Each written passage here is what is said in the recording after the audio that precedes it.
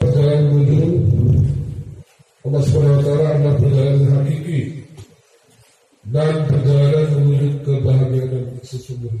Ini merupakan juga duta di kaki negara Aceh.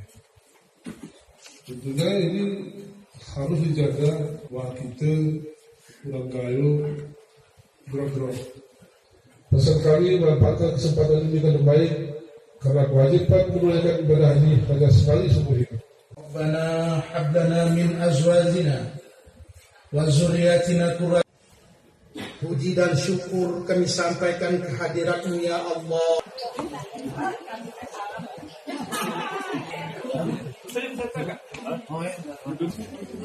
Setelah dua sabun.